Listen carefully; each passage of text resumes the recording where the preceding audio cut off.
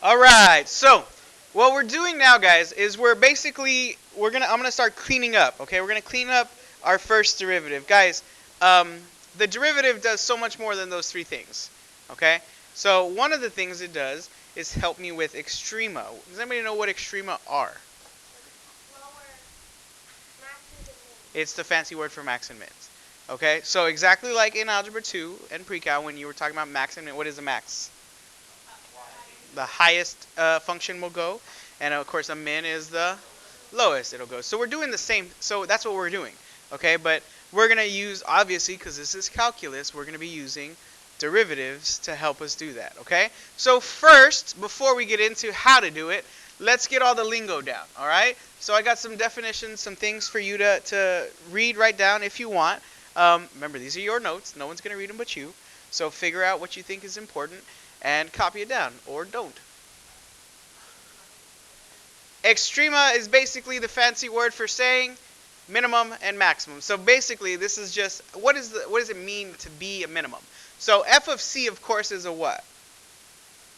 F of anything is a y value, right? So it's a y value is a minimum of the function f if on an interval that y value is less than or equal to any other y values. And that's exactly what a minimum is, right? It's a y value that's lower than all the others. Simple as that, right? A maximum then is a y value that's bigger than all the others, all right? So what I really wanted you to get out of here is these other words that they call it sometimes. You guys remember the word, y'all remember absolute max and absolute min? Do you remember what does it mean to be absolute max and absolute min? Good. Absolute max and absolute min mean absolute means that's it, right? There's nothing else, okay?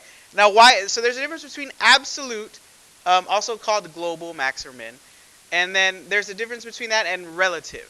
Can somebody now that have reading all that tell me what is the difference? What's the difference between an absolute max or min versus a relative? So, imagine I had this equation. Okay, that function. I don't know what it is, whatever. Okay? Is this right here, first of all, is this a max or a min? Okay? Is it an absolute max or a relative max? Why? Because that indicates that it's going forever. So there actually is no absolute max. Does that make sense? But on this interval, basically from, let's just say from here to here, this is the highest point. Does that make sense? Okay? And then the same thing with this. This would be a what? Relative minimum. Because there is no absolute minimum, because this indicates that it's going down forever and ever. So how could you have a function that has an absolute max or an absolute min? Parabolas do that.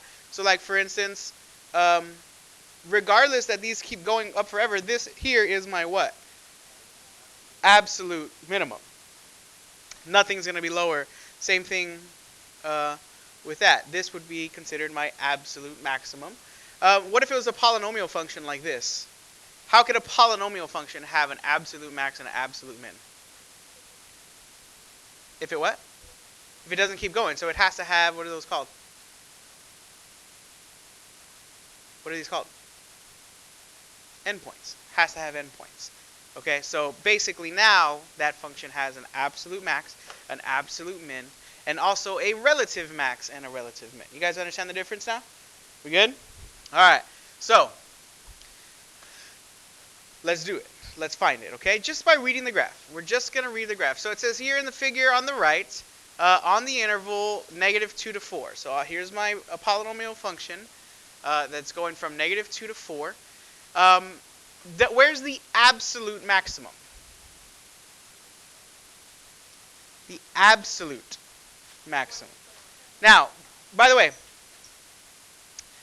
brackets mean what? Includes those points. So it includes those points. So basically it's telling me that this has endpoints. It has endpoints. So will it have an absolute max or min? Yes. So then what's the absolute max? Where does this absolute max happen? At 421. So normally we just say at x equals 4. Okay? Or you would say it's 21 at x equals 4. Okay, if they ask you what is the absolute max, you would say, oh, it's 21 at x equals 4. So when you address it, basically it's always what x value that the max or min happens at. Okay? Where's the absolute minimum? It's at -2. Okay, it's at -2, or I could say it's what? So if they said find or where is or what is the absolute minimum, you would say what? It's -15 at x equals -2. -15 at x equals -2. Where's the relative max or min? I'm sorry, max and min. Where's the relative max?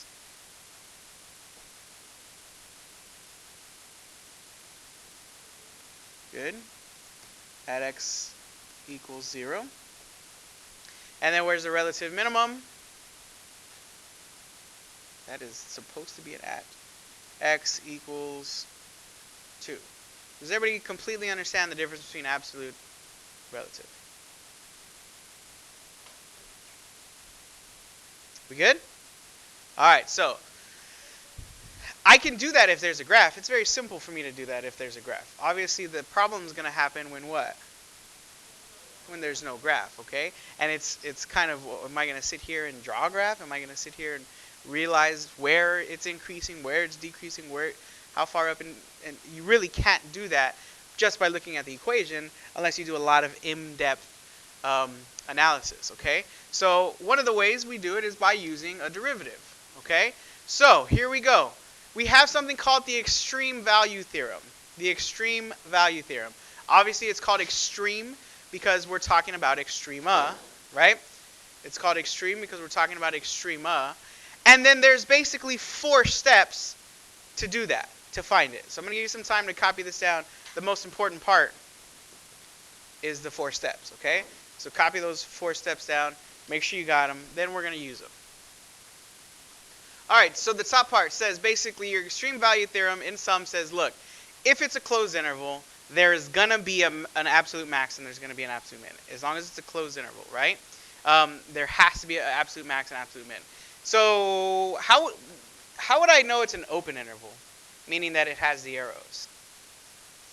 How do you think that would, instead of brackets, it would be parentheses, okay? So the parentheses would tell you, look, these things go forever. That's why I can't include these points as an absolute max or min, right? So in that case, when you find your max or min, those would be what?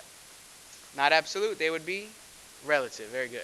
All right, so there's 4 steps, guys. 4 steps, okay? To find the extreme of a continuous function f on the closed interval, use the following steps. Step 1, find f prime of x. Basically what? Take the derivative. And the critical numbers. What are critical numbers? Good. So that's the important part. So critical numbers is where f prime of x is equal to 0.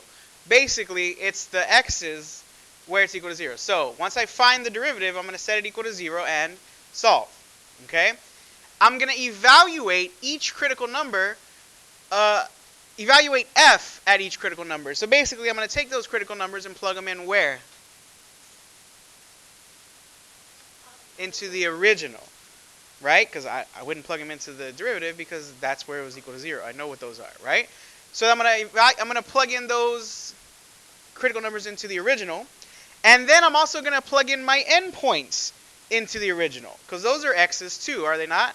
Because that's what interval is. It tells you where this first x is, where it starts, where it stops. So basically, I could have a bunch of x values that I can plug in at f, and it's very simple. The lowest of those numbers is the minimum. The highest of those numbers is the maximum. Okay? Let's try it. So here we go. I have f of x equals 3x squared minus 24x minus 1 on the closed interval -1 to 5. Okay? F of x equals 3x squared minus 24x minus 1 on the closed interval -1 to 5. It says here, find the absolute maximums and minimums of f on given the closed interval and state where these values occur. Okay? So, what's the first step? Take the derivative. Okay? So, step 1, f prime of x is equal to what? 6x minus 24. 6x minus 24. Okay? And then part of this first step is not only to find the derivative, to find what? Find the critical numbers, which means set it equal to 0 and solve. So if 6x minus 24 is equal to 0, x equals what? Positive 4. Does everybody got that? Does everybody understand how we did that? Add 24 divided by 6, x is equal to 4. What does this represent, by the way? Just, this is a critical number. Okay? This is a critical number. Okay, we're going to be using that word a lot. It's a critical number. Okay? What's the next step? Plug it back into the original equation. We already have, so that's step 2 is to plug in the critical. Step 3 is to plug in the endpoints, right? So step 2 is plug in this into where again? So f of 4 is what? Okay, I'm not going to sit here and do the math. You guys have calculators.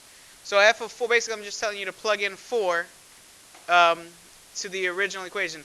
What's the fastest, easiest way to do that?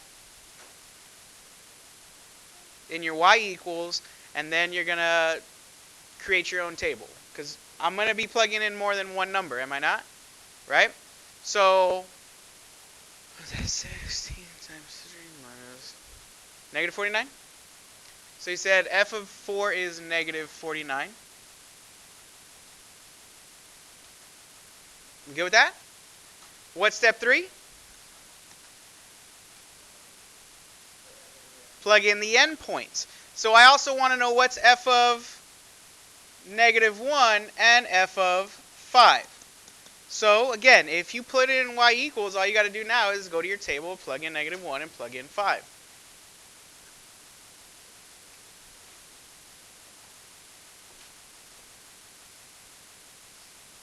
Negative 46. Oh. Negative 46, and what is this one? 26. Again, does everybody see how quickly we're getting these? Does everybody understand how I did it? What did I do? Put in y equals, table set, put in your own x's. Simple as that. We got it? And again, which one am I plugging it into? Original. Guys, and then step 4, how do I determine which one's the absolute max and absolute min? The highest of those numbers and the lowest of those numbers. So, where is my absolute max? Or what? Because it also says find. It says to find. So they want to know what is it. So what do they want to know? They want to know what is the y value and where does it happen. Does everybody understand that? So then what is my absolute max? 26, where? Okay, see how we're going to answer that? So the absolute max is 26 at x equals negative 1. And what is my absolute min?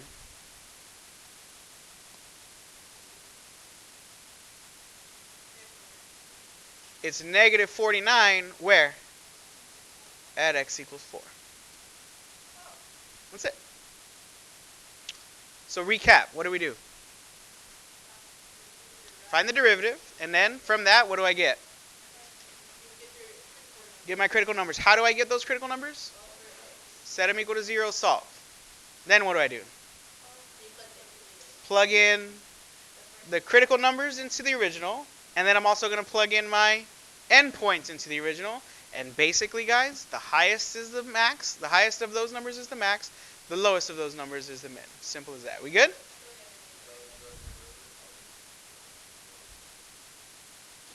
What do you mean? Uh-huh. Finding the derivative? Critical numbers? it always helps you find the critical numbers. Okay? There may be times when those numbers might not work into the original base because you might have some kind of stipulations or something like that. Okay? But for the most part, what the key, because you're going to see the words critical numbers many times from here on out. And what I want you to get from that is, how do you find critical numbers? Taking the derivative, solving, setting equal to 0, solving. Okay? So, let's try the second one together. So here I have f of x equals 6x cubed minus 6x to the fourth plus 5 on the closed interval negative 1 to 2. Okay? 6x cubed minus 6x to the fourth plus 5 on the closed interval negative 1 to 2. Alright, so the first step, what is it? So f prime of x is equal to what? 18x squared minus 24x cubed. 18x squared minus 24x cubed. We good with that? Okay, so then now I'm going to take that and do what? Set it equal to 0 and solve. So how good are your algebra skills? Let's find out. Good. From both of these, I can factor out a what? 6x squared. If I do that, what's left? 3.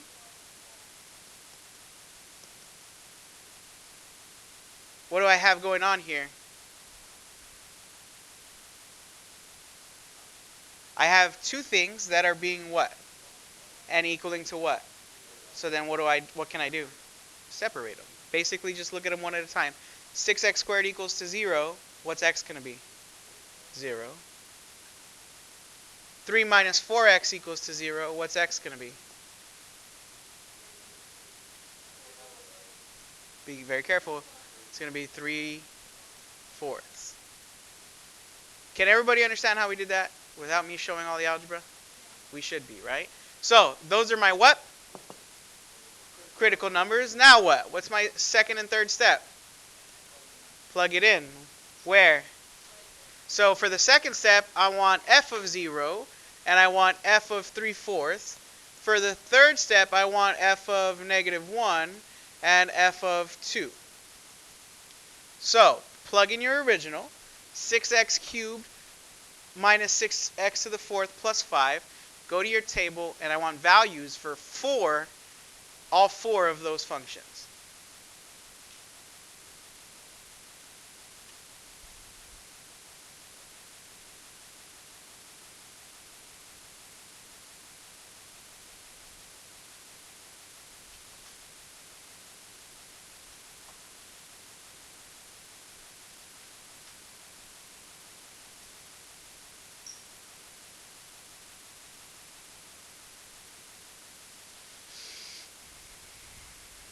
Okay, so help me out. F of 0 obviously is what? 5, right? Right, because remember that plus 5, don't forget. F of 3/4? So we'll say 5 point what? How many decimal points? So 633. F of negative 1? Negative 7. F of 2? Negative 43. Okay, guys. If you can't tell me the absolute max and min by now, we're in trouble. So what is my absolute max?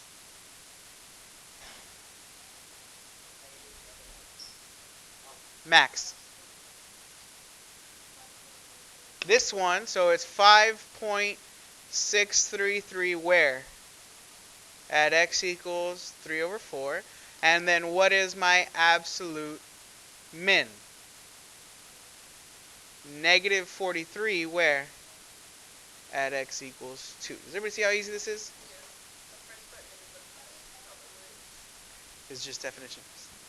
Oh, sorry. Well, that's going to be on the video. We good? Any questions? Are you absolutely sure? Very simple. So recap. What is this? What is this? What are we doing? Finding extrema. Right? Finding extrema. Okay? We're finding extrema how? Using the first derivative. Now, I keep saying first derivative, which should, to you, imply what? There's more than one. Obviously, there is. Why not? I can continue to take a derivative, right? So there's this is called the first derivative test, okay? Because we're using the first derivative and testing our equation at those critical numbers, okay? So we'll talk about what the second derivative does, and we'll get into it later. All right? Why don't you try C, and then we'll get into D together. So try C on your own. Try C on your own. I'll give you a couple minutes. I'll walk around if you need help. So I have so I had 3x to the 2/3 power minus 2x plus 1, correct? When I take the derivative, does everybody agree that that's 2x to the negative 1/3 minus 2? And of course, I need to set that equal to 0 to find the critical numbers. And so when I set it equal to 0, I add 2, divide by 2. So that leaves me with x to the negative 1/3 equals 1, right? Okay, so I left a gap here for a reason. There's two ways to deal with this. Two ways to deal with it. Most of you probably did what? And why would you...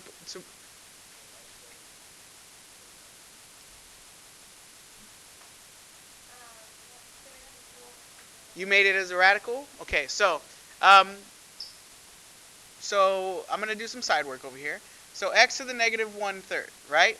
Everybody agrees that that is 1 over x to the 1/3? To make it positive, right? So that, does everybody agree that that's 1 over the cubed root of x? Right?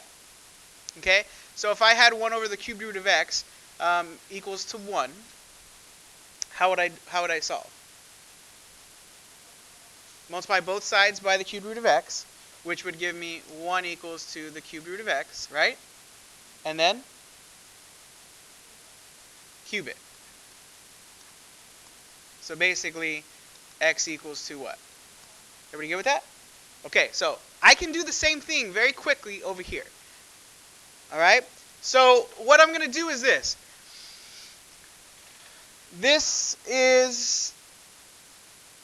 I need this to just be x. What exponent does x have? 1. So I need this to become a 1. So what I'm going to do is I'm going to take x to the negative 1/3, and I'm going to raise it to another power. Because when I raise an exponent to an exponent, what do those exponents do? No. They multiply. When it's an exponent raised to another exponent, it multiplies. Like, for instance, if it was x squared to the 3rd, this becomes x to the 6th. Right? So I'm using that rule of exponents here. So basically, guys, I'm asking myself, negative 1/3 times what will give me 1? It's going to be a negative. Basically, the reciprocal of 1/3 is 3. Okay? So on the other side, I just have to do the same thing. 1 to the negative 3rd power. And if you want to, you can just think of this as 1 over 1 cubed. Yeah. So basically, you see what happens here? This cancels, and it becomes what? Well, it doesn't cancel. It becomes 1. Does everybody see how much easier that is?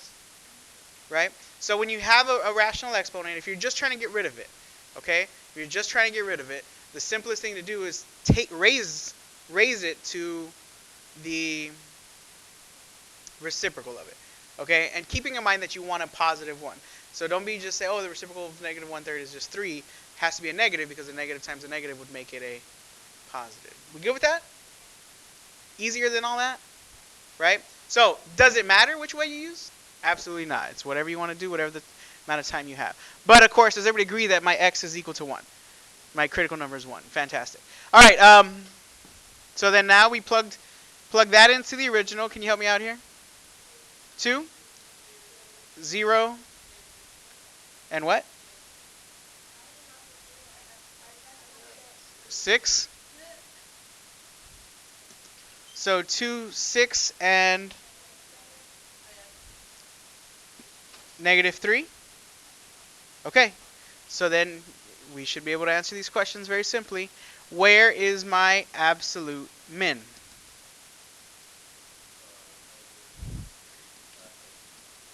At x equals 8. And then where is your absolute max? 6 at x equals negative 1. Any questions? Any question? All right, part D I want us to do together. Why do you think I want to do it together? What are we talking about now? Trig And even looking at our interval here, notice my interval is what? From 0 to what? So then those numbers are in radians. Those are radians, right? So we are talking about my unit circle here. We good with that? Okay, do you think my steps are going to be different?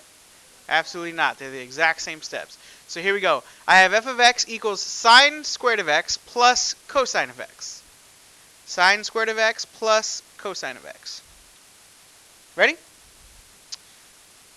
What's the derivative? What does this mean, by the way? Good. So imagine it's sine of x squared. So basically, what am I going to use there? Chain rule. It's a chain rule. It's a chain rule, right? Because I have an outside function of x squared and an inside function of sine of x. You guys agree with that? Ready for that? Let's deal with it. So what do I got?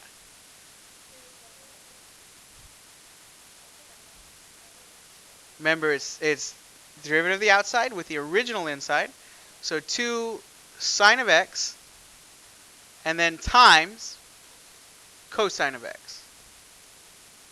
That's just for the first part. And for the second part, minus sine of x. So this is, we had to use the chain rule here. Right? Remember the chain rule? Chain rule says the derivative of the outside times the original inside times, or with the original inside, times the derivative of the inside. So the 2 came up front, leave my sine of x, and then times the derivative of sine is cosine. Everybody with me? With me? So I have 2 sine of x times cosine of x, bless you, minus sine of x. We good? Now to find that critical number, what am I going to do? Set it equal to 0. Now how do I solve this? So Vanessa said, look, what do they both have? A sine. So I can take out a sine of x from 1, and if I do that, what's left?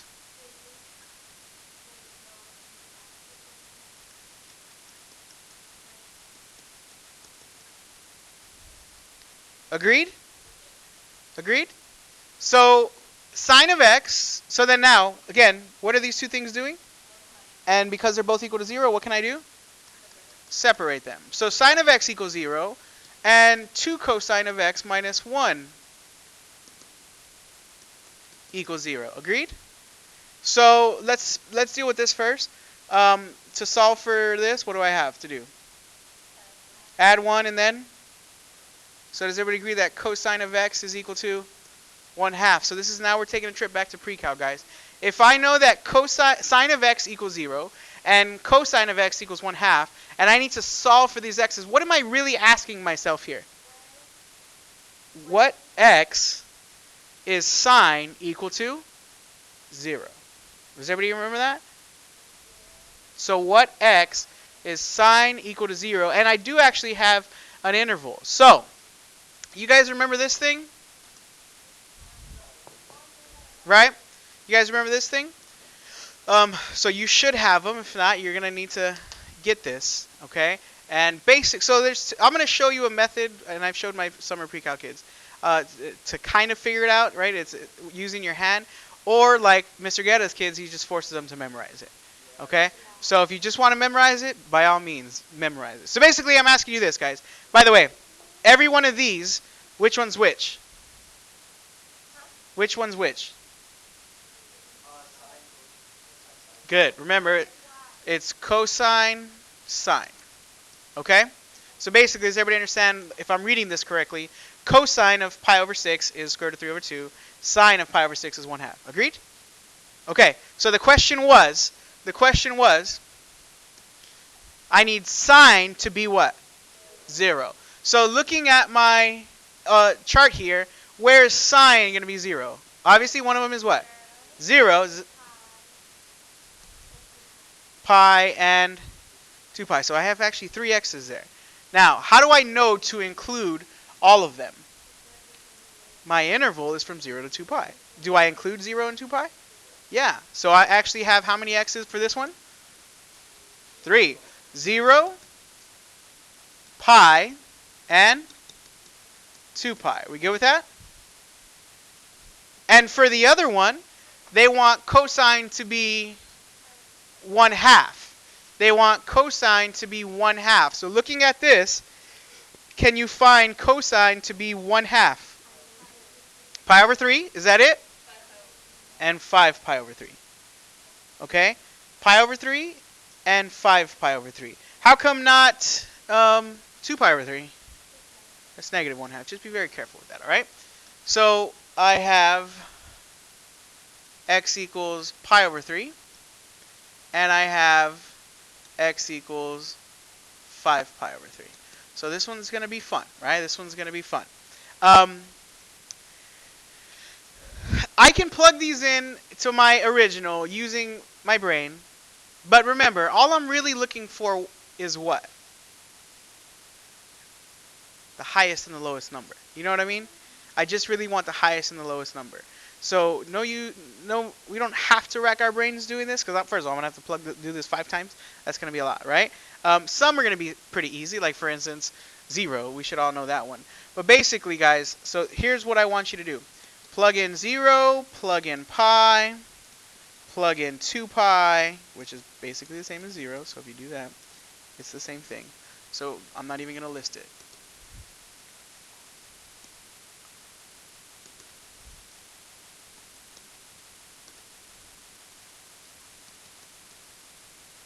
You understand what I mean by that, right? It's not 0 divided by 2 pi. It's 0 and 2 pi. They're the same thing, right? Am I going to get different values for it? No. Saving myself some time here. Okay? And then I'm also going to plug in pi over 3. And I'm also going to plug in 5 pi over 3. So it's okay to use the calculator. The only thing you have to double check and make sure is your calculator is in what? What do you mean? We're finding the x's. I have to make sure that it's in what? Radians. Now, it should be, by default, calculators are in radians, but double check. Double check. Does everybody know how to check that? Mode. Mode. Just make sure your mode is in radians. Like I said, it should be. And then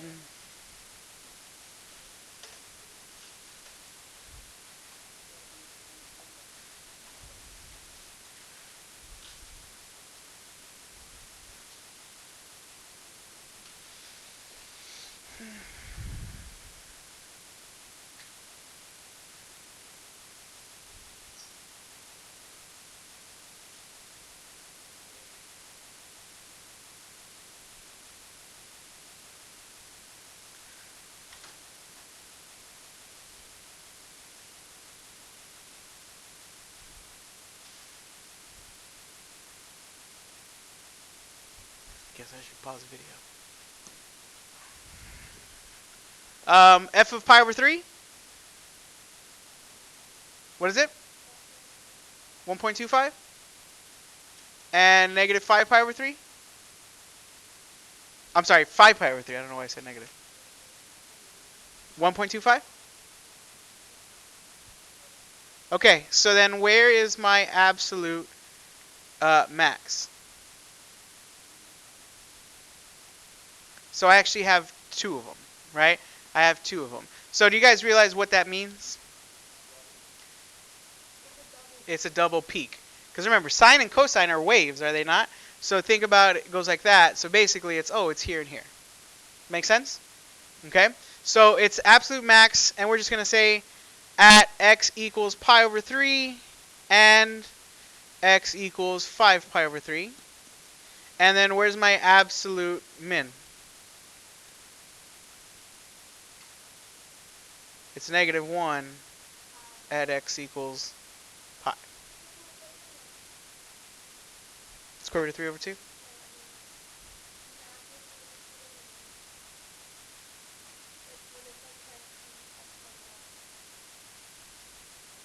At a point? Yeah. So you hear what she's saying? She's saying, can I answer in a because remember, this is a y, this is an x, right? Ordered pair. So she's saying, can I answer this like this, as negative 1 comma 6? Sure. Doesn't matter. I'm just making sure you understand that the y is the actual value, right? And then the x is where it happened. Does that make sense? Any questions? All right, so does everybody understand how to find max and min? Absolute max and min. 4 steps. Pretty simple, right? All right, so your unit circle, let's talk about it. For those in my summer trig, we learned this little trick. Do you guys remember the trick? Okay, so if you take your has to be your left hand. I'm sorry, has to be your left hand. You take your left hand. What does this represent?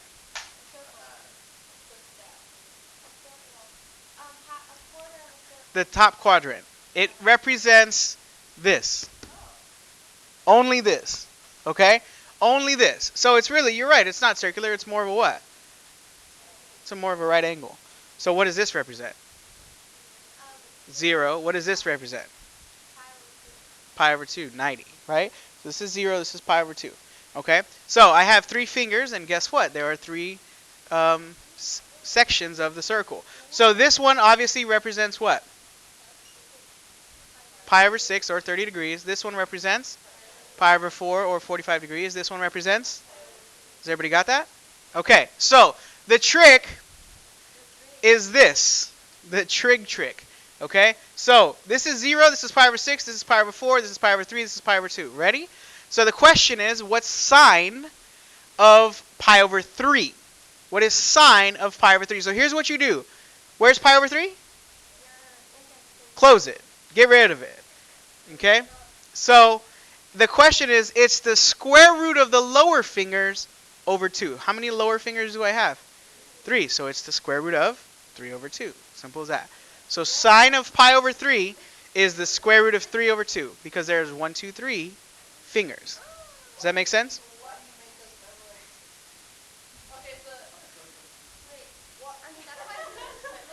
Yeah.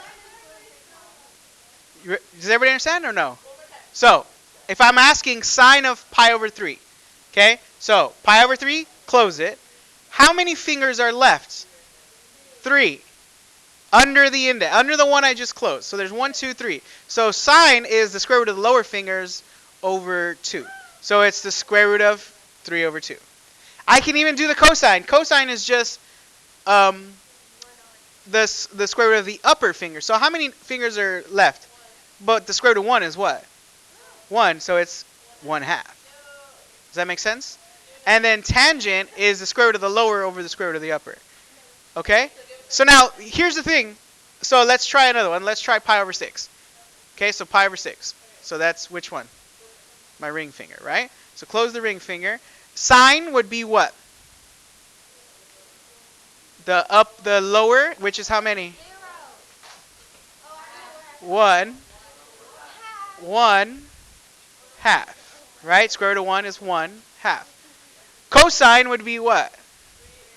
Square root of 3 over 2. Has everybody got that? So now the thing is, okay, well, what about the other 3 sections? It's really simple if you kind of understand that there's literally a pattern in all of these. So look, that's how you find this top thing. But notice that all they do over here is switch. And then the cosine, because remember, cosine represents x, correct? The x's are now negative. Right? In this quadrant, aren't the x's negative, the y's are still positive? And then if I flip down here, the x's are negative and the y's are negative, so they're all negative. And then if I come back over here, the x's are what? Positive and the y's are negative. Okay? So, the hand trick is helpful, or you can just memorize it. Okay? It's really, really up to you. I'm just trying to help you out, okay? Yeah. Well, they're going to be, I'm going to put this online, obviously, but any questions about the hand trick? I used to make fun of my last year's calculus kids. I always said,